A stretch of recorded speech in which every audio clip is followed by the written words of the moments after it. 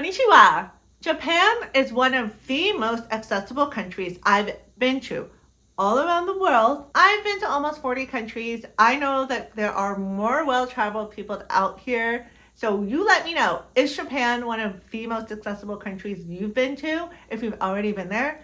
I've heard report after report from other disabled travelers that Japan is amazing for them. This video is going to dive into what I noticed on my trip to Japan about accessibility through different topics like public transportation, hospitality, tourism, and cultural experiences. All right, we're gonna dive in deep. When you choose where you travel, are you looking for accessibility? What aspect of accessibility is most important to you? Let me know in the comments. This is actually also our last video in our Japan content series. I hope that you have been enjoying them. When we set out to record our trip, we had no idea that we were going to create so many videos from our 1 month in Japan, but we really felt there was so much to say and we experienced a lot. I'm so grateful if you stuck with us through this whole series and get ready for other types of content. Now, if you want to know what exactly is going on, why are all these people saying Japan is so accessible, so exciting, and you want an honest take on also what they could be improving on in Japan, because accessibility is a journey and there's always more to do, this is a video for you. I'm going to give you that honest take, and we're going to go with different themes, different categories, and we're going to discuss accessibility in depth. There's even a website called Accessible Japan, and I met the founder of Accessible Japan. He talked to me about his experience living in Japan. He is a wheelchair user, and he's putting out tons of information about accessibility in Japan, what his recommendations are, his reviews of different experiences, and he lives there. So if you want to go in deeper, that is a great resource for you. Buckle up and let's get started. The first topic we're talking about is public transportation. One thing that I noticed from my time in Japan is that public transportation is available in places of every size. So many cities had versions of buses. For example, in Hakuba, we could get around via a bus, even though this was not a very dense area. Now, were those buses accessible for wheelchair users? Did they have a ramp? I did not see accessibility on those buses, and that is something to note. So if you are someone who is ambulatory, you're going to be able to go pretty much everywhere using the train or a bus in Japan. And so that is something to note, because that can't be said for many other destinations. The infrastructure is there, and the trains are very well distributed throughout Japan. There are high-speed options that are really fast sometimes, and there are local options. But what is great about that is that there's a lot of coverage. In terms of actually riding a bus or riding a train, I noticed there were visual, like written out information in English and in Japanese talking about the stops that are coming up. There's a lot of information that helps you navigate as a rider. When you're riding the public metro in Tokyo, I'm not sure if it's called metro, but the subway version that Tokyo has, each stop has a code with a letter and a number, which is so helpful because the names are in Japanese. So it's very helpful to know your letter and the number of your stop. So U29, that makes it very concrete to realize when you're at your stop and when you're not. And Google Maps follows the same convention. So when you follow along on your trip, it has the code and it has the name of the stop. So I found that they worked really, really well together. In terms of walking around and just the sidewalks, so many places in Japan did not have a sidewalk that was raised or elevated. It had a painted area that is not for the cars to cross, so painted line, and you walk next to the buildings on that area. Sometimes these were narrow, but there wasn't a lot of traffic on the streets, and all the drivers that we encountered were very respectful. So I felt really safe walking around, but I will admit it took some getting used to. I wasn't immediately so excited about walking on a painted section of the street. What I did find though is that they were well maintained. There are sidewalks in the United States in so many places that are broken, that have cracks, that have height variations, that have curbs instead of, having a curb cut. They can just have a curb that you have to step off of. And so in Japan, I didn't really notice issues like this. Maybe there were some, but to my memory, it was so smooth. The sidewalks are, the areas that you could walk, and the curb cuts were very consistent. I feel like there were curb cuts everywhere, and there were, crosswalks in many places with good, proper information on when to cross, when not to cross. The other thing that they have everywhere are the truncated domes. These are the tactile yellow bumps that are at the end of a curb cut or at the border of a train platform, for example, telling people not to cross, not to pass. And these were actually developed in Japan. They were invented in Japan. Very quickly, they became a national requirement, and Japan put them everywhere. I love the speed that they did this, because so many other places, disabled people are still waiting for infrastructure changes. For example, in New York City, there are less than 50% of the subway stations are accessible with elevator access. In contrast to that, when Japan invented the truncated domes, and obviously it was like a person who came up with this idea, the yellow dots on the sidewalk, and they supported it so fully that it became a national requirement. They did that very quickly. They were able to construct, to build, to incorporate this into their infrastructure nationally. And that is very impressive. So I love how they embraced and made a priority, that it was a priority, because so many times accessibility is seen as a nice to have or something to do later in the future with more budget or time. But it actually makes disabled people feel like we don't matter, that it's not a priority, or there's no urgency to it. So I love the story of the truncated domes in Japan. Have you heard of truncated domes before? And did you know that they were invented in Japan? In addition to trains and buses, I forgot to mention trams. Trams were another way that we got around. One of the places where we rode a lot of trams was in Toyama. It's really important to note that when we make sweeping generalizations about a place, there is variation. So I want to be mindful of that. When we're talking about the announcements, the signage, the multi-language information that was provided, that was on most trains, most stations. We didn't always have that in the smaller, more rural or just smaller towns that we were in. So we had to rely on other, information, Google Translate with the driver, or just looking at the number. We were waiting for a bus in Hirafurukawa. There was a pole with information on the routes, and then we confirmed verbally with the driver, we confirmed the number. It was just a little bit different. Most of the train stations that we were in had elevators internally, so that if you were switching from a platform or to a different area of the station, that you had an elevator, you had a way to do that with avoiding stairs. However, there was one station in a very, very small town or like more rural area that we had to take steps up and down to get from one side of the platform to the other side.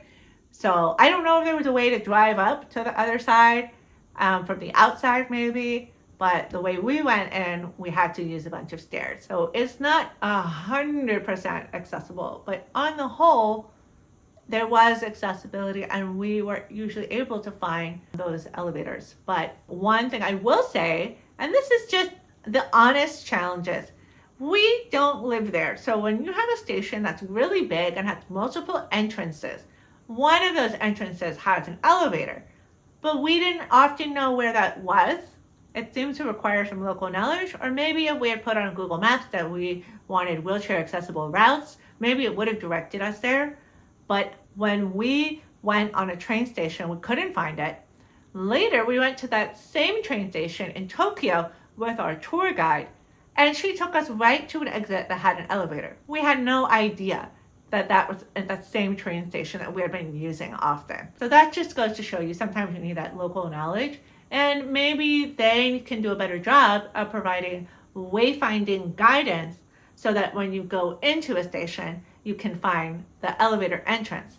Because it might be on a different street or in a different area, and they're kind of sprawled out, especially for the bigger stations and in Tokyo. One thing that was really cool, a little cherry on top in terms of public transportation, is when I saw some signage talking about non-apparent disabilities and like disability etiquette, telling people not to touch a wheelchair, just to know that someone could have a disability you can't see. And I was like, yes. Educate the people. Let them know. I love when we see that kind of culture building educational guidance in public spaces, because that's what society needs. And it shows that they're placing an importance on that. Now let's move on to navigation and wayfinding. I've been touching on this topic a little bit because public transportation is hard to talk about without going places, that topic. One thing that I notice is really common in Japan is to provide guidance to people on where to walk, where to stand, where to line up in many different ways. Sometimes it's painted on the train platform. I could see symbols like, these are people's feet. Oh, they want me to line up on this spot. And they had spacing guidelines as well. Sometimes it was signage above. So there are different ways that they deliver the information, but what a great idea. So many times these stations are crowded, busy, and it's hard to navigate. For me, as a blind person, I have so much stuff going on and I have a very limited visual field. So if I know that people are lining up out of my way, that relieves some stress for me. I think it makes it easier for everyone to navigate around when they provide that guidance. Another really cool thing that we saw sometimes were tactile maps. Love a tactile map. Anytime we see something that will be accessible for a deaf blind person that they can touch and get the same information, I love to platform and call it out. Because we need more of that. We need more information that's not just visual or audio. I really appreciate being able to access information in different ways. Now let's talk about cultural experiences. First things first, when you visit museums, you can often get free entry. And all you have to do is ask, which I love as a disabled person. The disability tax is real. I'm already paying more for my hearing aids, my equipment, my additional medical appointments, all of these things. So when I can get something like free access to a museum, yes, love it, celebrate it. We definitely took advantage of this in Tokyo when we visited the big museum that we did there, and it was very easy. Everyone was very respectful about it. Another thing that I really enjoyed was the Carpentry Museum in Hira Furukawa, and that's again in the Gifu Prefecture. What we experienced at this Carpentry Museum is that someone guided us through hands-on engagement where she had a handhold device that was leading us through a tour to look at different objects in a room, and it was saying it aloud in English. And I noticed that there was a written component, so I asked her, oh, can I just read it off of there? And that was perfect for me. So I just read it and I got 100% understanding. It was in English. She can change the language. So there you have language accessibility. She can accommodate visitors who speak many, many different languages with that one device. So I love the use of technology there and the fact that it was both audio and written, so different formats. The other thing there with the carpentry is that they had examples of different joints, because that's what is unique about the Japanese carpentry. They're not using nails in this style. They are using joints to lock together. And it's kind of hard to conceptualize anyway. So right there, they have examples of different joints that you're touching, pulling apart, putting together, seeing how they work. And that is a great way to learn for anybody, but also for someone who is disabled, who even has maybe like a cognitive disability, or who is neurodivergent, or is deafblind and wouldn't be able to access the written or audio information. They can touch and engage right there. So I love when I can see multi-sensory options for exploring and taking in information in a museum. So that was really, really something to highlight at that particular museum. And I saw that they were making efforts.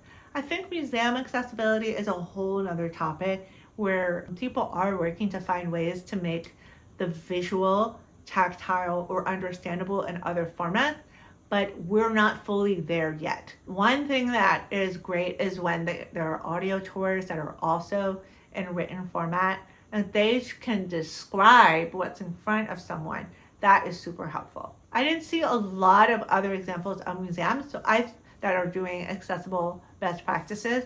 So I would say that's an area that they could keep improving as an industry. One thing that was fun from a interactive perspective is when I did a woodblock print, and it was in Tokyo at the National Museum where you went through different stations and you would print down and make an image, and each block that you printed, you saw what it added to your picture, and it really made that art form come alive. So that was cool. Obviously, that's going to work for certain disabilities and not others. And that's one thing I always want to say with accessibility. There's no way to say, oh, it's fully accessible for everyone. That's really not possible. But what is really nice about Japan is that you can go with your disability and decide what is accessible for you, and you can find those options there. They just have a wide range of options. And that flexibility is key. Feeling like you can do anything and you can experience in different ways and you're not being left out of cultural experiences, that's huge. That's really, really huge. I also saw a large print guide in the Tokyo National Museum, and that was really great to see that they had an option that was large. When you go to museums, what accessibility features are you looking for, or what helps you in a museum? Another thing I highly suggest, if you are looking for cultural experiences that are accessible, go for private tours. When you book a private tour guide or private experience, that allows you to customize. You can tell them exactly what your access needs are. I did a private tour with Roko in Tokyo, and she customized the tour to what we wanted to see, what we wanted to do. We took breaks when we needed to. That was amazing. I did a private snowshoeing experience. I booked a tea ceremony, and I was the only one there, so that was private.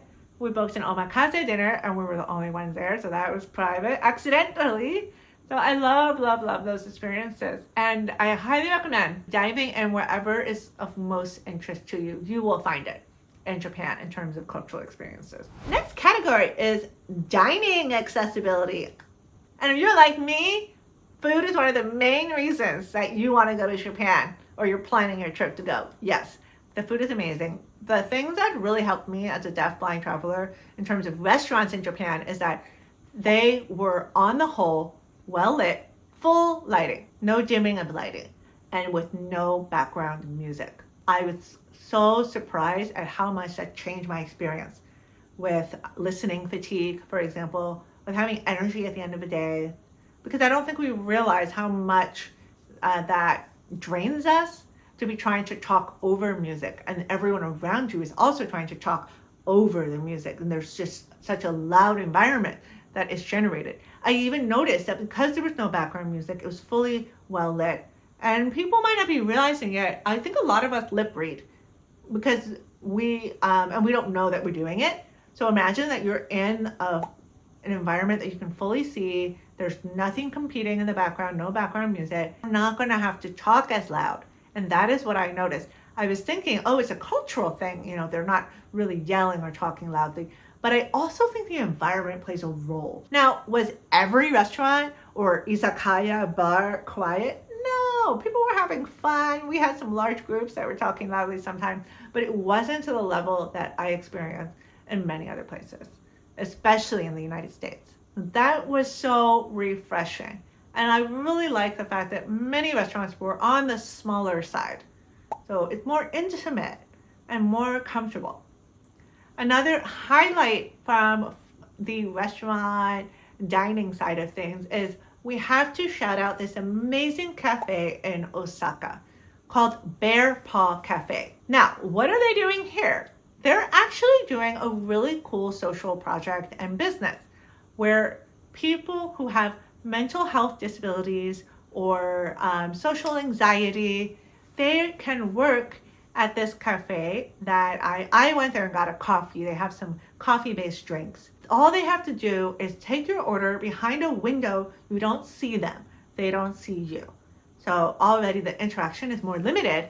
And then when they give you your coffee or your drink, they do it through a little window where they put a bear paw costume on their hand. So all you see it's popping out of the hole is like this bear paw is giving you a coffee. And it's so fun. And they encourage you to interact. So you can shake the bear paw's hand. You can high five them. You can just play around a little bit. I love the playfulness of it and the structure that it's giving people employment. And it's also encouraging us, I guess, to just be more accepting. That would leave them thinking about neurotypical standards for behavior, non-disabled standards for behavior, and how social interactions should be. And think, oh, there are other ways. And I'm cool with it. And that was fun. It was just so fun. And we walked a long way to get there, and it was worth it to document what they're doing here. Since I have left Japan, I've seen other examples where Japanese disabled people are provided employment through innovative concepts, like a restaurant that has robots serving the customers, and the robots are controlled by disabled people that are not ambulatory, who maybe they're not leaving their bed.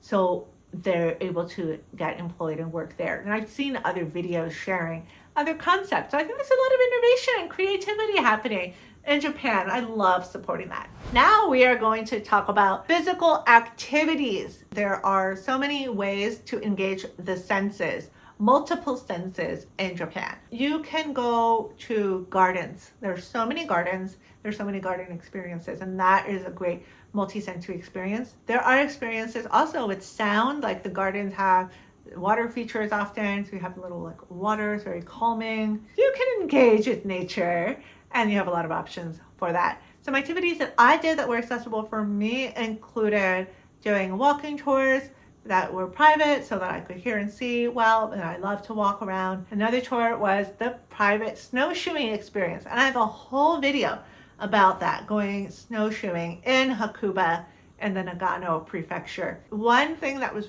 very cool about the snowshoeing experience for me is that I don't choose activities where I need to move very fast because of my reduced visual field. That would be dangerous for me. I wouldn't be able to settle in and relax and actually enjoy them. But something like snowshoeing is very similar to walking. So it was a really good activity for my disability, my activity level, and it was something I was able to book. I didn't miss out on enjoying the winter landscape, learning about the culture, and seeing these beautiful sights because we snowshoed up in a high area that then we could see the valleys, we could see the mountains in the distance as well. So the views were amazing, stunning. And that was really great to feel like I didn't have to miss out on doing a physical activity. There are other options that you can explore throughout Japan. Next category is going to be services and hospitality. The main thing that I'll say about service and hospitality is that the people that we interacted with were very affirming and respectful. On the whole, I felt like communication was easy. I was able to share my access needs. There was no minimizing or putting down. I felt like it was super welcoming. And that is huge, especially when we travel, because we're showing up already vulnerable to unfamiliar places. And if someone doesn't support us in our access need or understand us, it can feel really hurtful.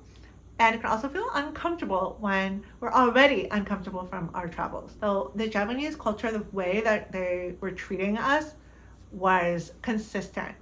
Every place we went to, I felt like it was very consistent, very warm, very caring, and respectful. And that's huge. And yes, I had little moments, that I think anywhere that you go, people don't always know what to do. They don't know necessarily how to guide you. Or there was one time I was at a hotel restaurant and I was leaving to get a drink, but I left my cane by my table and someone came and picked up my cane and brought it to me. I didn't need that. I was coming back to my table and I don't want anyone to touch my cane. But I wasn't upset that happened. I just felt like, oh yes, this is a common scenario where people have not received education on leaving people's mobility aids where they are, and they're just trying to be helpful. So I did a quick little, no, that's not necessary. I will never forget my cane moment. And then I moved on. I didn't disrupt my life. We've talked about so many great things about accessibility in Japan. And I definitely have tried to be very honest about the places that they can still improve on. Here are a few more. Many of the buildings are older buildings, so there will often be a step up that does not have a ramp inside of a building. For example, when we met with the founder of Accessible Japan, his name is Josh, he talked about that there are so many restaurants where he can get into the restaurant, there's a ramp on the outside, but there's not an accessible bathroom for him as a wheelchair user. The bathrooms often were small and had a step up or a step down in many cases as well. And so that's an area that is really unfortunate to still see a gap, because we want wheelchair users who are customers to be able to use the bathroom and be able to do that wherever they are. So that's an area where Japan can still improve. Another thing I noticed that just happened in one building, but maybe in a few others, is that there are not always accessible handrails. In Toyama, I was trying to check out a cafe that was on the second floor. They had a nautical theme. Their handrails were made out of rope. Not accessible for me. It was not pulled taut. I couldn't put weight on it. That was not accessible, and it was scary for me to go up and down those stairs. In another instance, I was going downstairs to enter a subway station, and the stairs shifted over, so the rail also shifted over. So I had to kind of notice the shift and then move myself over to the next segment of the handrail. I really dislike that. I just want to go straight down. I don't want to have to change my position when I'm on a staircase. And like sometimes you're on a staircase and there's a gap or there's a pole in the middle. I don't know if I really noticed that in Japan, but it's very scary for me in terms of my safety and trying to just get down and be done with the stairs. I really rely on handrails being consistent and easy to use. What did you learn about accessibility in Japan? What questions do you still have about accessibility in Japan? Overall, it's a very exciting place to visit as a disabled traveler, because the level of accessibility that you find here is so much higher than many, many other destinations and countries in the world. Congratulations to Japan. Keep it up. And again, this is the end of our Japan content series. I hope you've enjoyed it, and I hope you'll stick around for all the other amazing videos that we have for you. So please subscribe and keep watching the Blindish Latina YouTube channel. If you want to see more videos on inclusive and accessible travel, subscribe to Blindish Latina and let me know all your questions in the comments, and I will see you next time.